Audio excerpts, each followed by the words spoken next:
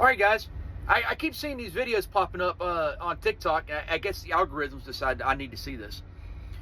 But it's people questioning North Carolina's election results. And the question is, how could the state of North Carolina elect a Republican president by the margins they do, but we get a Democrat governor and a Democrat lieutenant governor?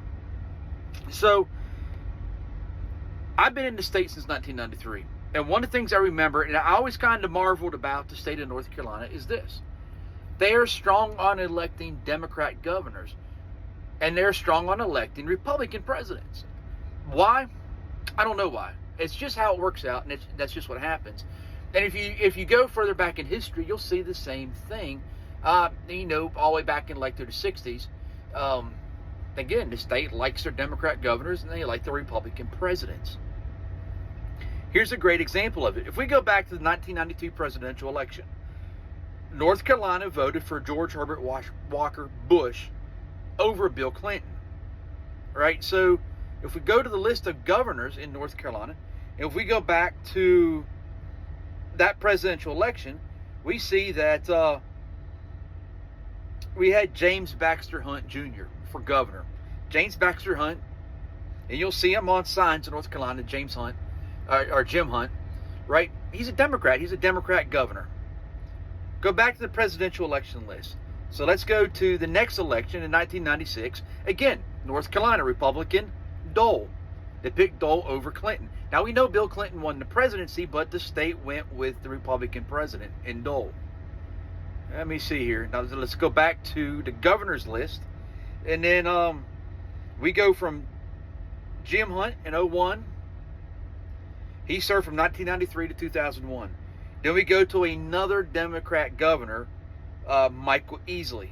Then we go to another Democrat governor, Beverly Perdue. So from 1993 to 2012, we had Democrat governors.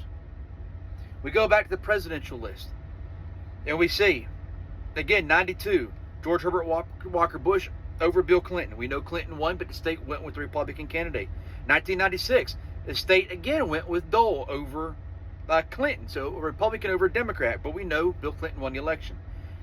The year 2000, the state went with George W. Bush over Al Gore. Again, they chose the Republican presidential candidate.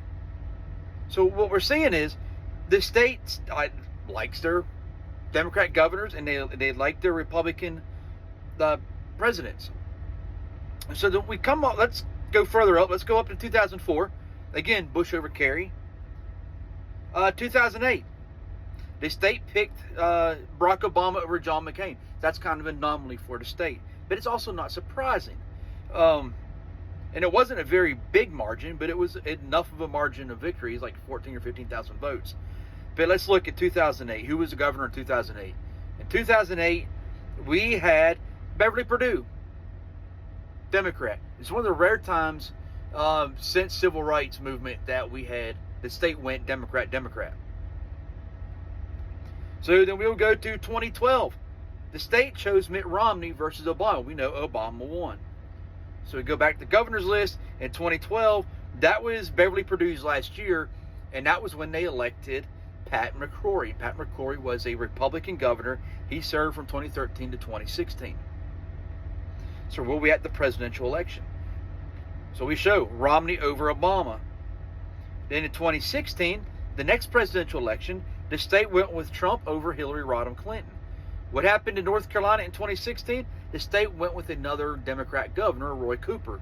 Roy Cooper served his term, so we know now that the 2024 election, the state again went with the Republican president, but they continued with the trend of going to a Democrat governor. So guys, this is not out of the ordinary to see in the state of North Carolina that a Republican presidential candidate will win the vote, but a Democrat governor will win the governorship. It doesn't mean there's fraud. I understand you may not like it, but that's just the way the state goes.